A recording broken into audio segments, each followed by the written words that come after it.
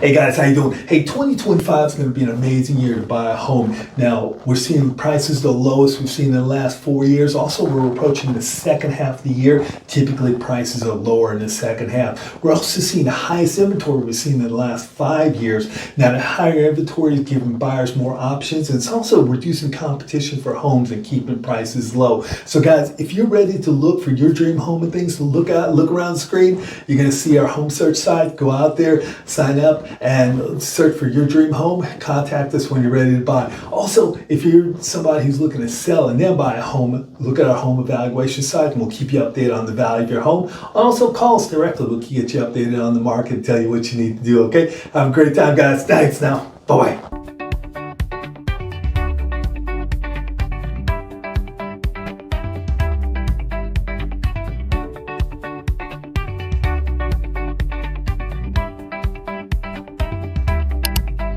Again, as I said earlier, in this video, we're going to be talking about creating competition for your home, generating multiple offers, and really kind of getting your price up. And really at the center of that is creating demand for your home. So let's talk a little bit about demand. Now, let's say there's 10 homes out there that's listed for sale, only 10 homes, and there's only 10 buyers in the world. Now, one of the things is if we attract 5 of those buyers to your home and the other 5 buyers are dispersed among those homes, you've got more demand for your home because you have all these buyers that's looking at your home, and your home is their number one choice, and they're looking to make an offer on your home. Now, why is demand so important? And here's the thing, the more people you have, the more demand you have for your home, the more competition you have for your home, and that has the potential of generating multiple offers. Now, there's some things you got to do to make sure you're generating multiple offers. You got to do it right. Number one, you got to make sure the home is on the market long enough that it's fully exposed to the market, or everybody who would be interested in that home has seen it. If it only stays on the market 2-3 days and you get an offer, there's possibly thousands of people who would be interested in your home who did not get a chance to see it. So you got to make sure that it's fully exposed to the market. We typically recommend at least 2 weekends of open houses. The other thing we want to do is to make sure you're accepting offers on one particular day, and that allows you to sit down and compare the offers side by side. Because if you sell your home in 3 days or accept an offer in 3 days, you don't know if that's going to be your best offer. So we want to make sure you're comparing them side by side. The other thing that it does, if you're setting a particular day to accept offers, it's going to give your buyers a deadline. It's going to give them a goal to shoot for. Now, there's a lot of things that's going to help you create demand for your home. Location can create demand. The condition of your home can create demand. The features of your home can create demand. We do things like we recommend you stage your home. You do inspections and so forth just to let people know your home's in great condition. That all creates demand for your home. But really, the number one most important thing that's going to help you create demand for your home is pricing. Pricing is at the center of driving demand for your home. Now, as I said earlier, pricing is at the center of creating demand for your home. And let's go through that real quick. And have you ever noticed that sometimes you have a home that's maybe priced a little too high, or it's priced at what the comps say should be priced at, and it sits out there and it's crickets. There's nobody visiting this home. There's nobody visiting the open houses. There's nobody looking at it on the internet. There's nobody saving it and so forth. And you're asking why. So let's take a look at that. Let's think about 3 scenarios of pricing. First, a home that's overpriced. Next, a home that's priced about what the comps showed should be selling at. And then a third scenario, a home that's competitively priced. Okay, so let's go to those scenarios. First, let's talk about a home that's overpriced. So let's say we've got a home that's worth about $800,000. Comps show about $800,000 and so forth. And we want to get more for this home. We really want to drive price up on this home and things. So we list it for $1 million, okay? $200,000 more than it should be selling for. These buyers who are looking for $1 million homes are now going to take this $800,000 home and compare them to other $1 million homes, because that's where it's priced. And this home's not going to meet up. It's not going to have the features. It may not have the condition or so forth. that these $1 million homes have. So what ends up happening, these buyers for $1 million homes, as they're looking, they think this home's not worth it, and they move on to other $1 million homes because they're looking for homes in that category. And somebody who may love this overpriced home is looking for $800,000 homes or less, okay? Their search is going to set them up for $800,000 or less. They can search for $800,000 and below, or they can search in a range, say 800 to 600,000, and they're just not ever going to go up to $1 million to see this home because it's not in their price range. So this home ends up sitting on the market, and it ends up getting stale dated or stagnant on the market. Now, the other scenario we want to consider is a home that's priced about what comps say it should be priced at, okay? Comps say it's an $800,000 home, we list it for $800,000. It goes on the market and is sitting there with other $800,000 homes. So what happens is the buyer comes on and they say, hey, this is an $800,000 home. It looks about the same as this $800,000 home, and it looks about the same as this $800,000 home. So all these $800,000 homes are about the same. So which one am I going to pick? I'm going to pick the one I can get the best price on. So what ends up happening now is the buyer ends up offering less than $800,000 and trying to get it cheaper because all these $800,000 homes look about the same, and they're looking at where they can get their best price and things, okay? Now the third scenario is we got something that's competitively priced, okay? So you got $800,000 home, and to keep with our first scenario where we moved it up $200,000, I'm going to say we listed for $600,000, which $200,000 less. We're probably not going to do that, but not that low. But I just want to keep it with what we said in the beginning. Now it's an $800,000 home, and it's listed with $600,000. It's listed for $600,000 home. Now buyers who are looking at $600,000 homes see this home, and it's compared to other $600,000 homes, and it is stellar. It stands out. And so now they go, geez, I have to offer more for this home.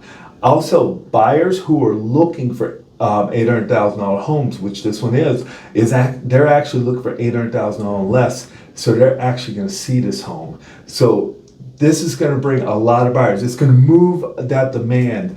A $600,000 home is going to move that demand over to your home. And that demand is going to create competition for your home. That demand is going to bring people to your home. That demand is going to create multiple offers for your home, and it's going to drive the price up. In many cases, if we price it right, it's going to drive it up even above what the comp said that the home should be selling. Because again, we've managed to move demand to your home. This is one of 10 homes on the market. Remember that first scenario we talked about in this video. 10 homes out there, 10 buyers. And now by pricing aggressively, your home seems to be a much better home than everything else on the market to these people. So consequently, you have more demand, you create competition, you generate multiple offers for your home. So guys, the next question is really how do we come up with our pricing? When we want to price competitively. Now, the traditional way of coming up with pricing is looking at comps. Now, one of the things we got to think about is comps are 6 months old. Okay, it could be up to 6 months old. And all we're doing when we're looking at comps is we're looking on the MLS and we're looking at pictures of homes that have sold within the last 6 months.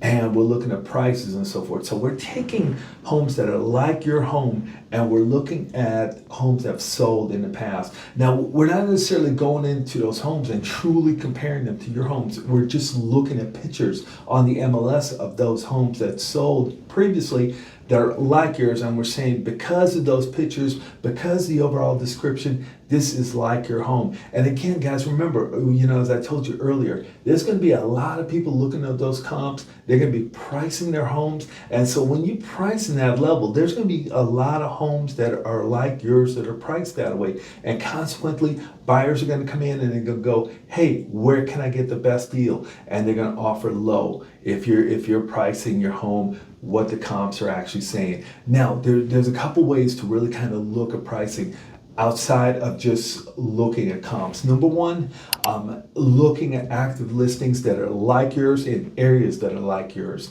Okay, because first of all, listings that are like yours, that's going to be your competition. In areas that are similar, you're going to have buyers that are looking, say, in one particular area, but they're also going to be looking at other areas. And if you have other areas that are similar schools, similar type of commute, similar price range, they're also going to be looking in that area. So you want to compare your home to multiple areas, and you want to ensure that if it's similar, you're comparing your home. So those active listings are going to give you an idea of what your competition's like. So you want to make sure you're priced aggressively against your competition. Now, your competition could be priced high. One of the things we want to look at is how long they're sitting on the market. So if you got active listings in California or the East Bay that are sitting, 30 days or plus, that's an indication that home's overpriced, because that's touching on our average or going above our average number of days on the market. So that active listing, we want to price competitively against them. So when people look at it, they go, geez, this home is so much better. Now, if we want to really clue into what buyers are thinking and what buyers feel prices should be, we want to look at our pending listings, because our pending listings have successfully gotten an offer. So they've priced in such a manner that they've successfully gotten an offer. So we look at how those pending listings are priced, and that we also want to price competitively against, because that gives us an idea of what buyers are willing to pay. So guys, a couple things we're looking at in there. Again, when we're looking at comps, again, and I know one of the things we're going to say is, hey, appraisers look at comps. Yes, they do, but an appraisal is more so an administrative function that lenders do to ensure that they're justified the amount they're lending and helping manage their risk. When we're pricing your home and looking to create demand for your home, we're going to price against active listings, because that's your competition out there. Active listings like yours that are in areas like yours. Also, we're going to price competitively against the pending listings, because those listings have successfully gotten a contract and gotten into contract, and that tells us what buyers are willing to pay in the market for homes like yours. So a couple things to look at there, guys. Now, if you're actually looking to buy or sell a home, again, look around our screen. You're going to find our home search site. Go out there, find your dream home, connect with us. We'll love to help you buy that home. Also, if you're selling a home, the home evaluation site. Go out there and keep track of what your home's worth. And if you're looking to talk with us, guys, go down below. You can actually set up a 15-30-minute conversation with us. We'll jump on Zoom and we'll have a combo about your home and talk about next steps about getting your home sold or finding your dream home. Okay? Hey guys, have a great rest of your week. Okay? Bye-bye now. Hey guys, how you doing? Hey, if you're looking to buy a home here in the East Bay, look around our site. You're going to find our home search site. Go out there free of cost and find your dream home. We're posting homes daily in all locations in the Bay Area and all price ranges. Also, if you're selling your home, also go out there. You'll see our home evaluation site. We'll keep you updated on what your home's worth. And if you're ready to talk about buying your next home or selling your home, click below and you'll be able to set up a 15 to 30-minute consultation with us, okay? Reach out to us directly also with a phone call. Thanks now. Bye-bye.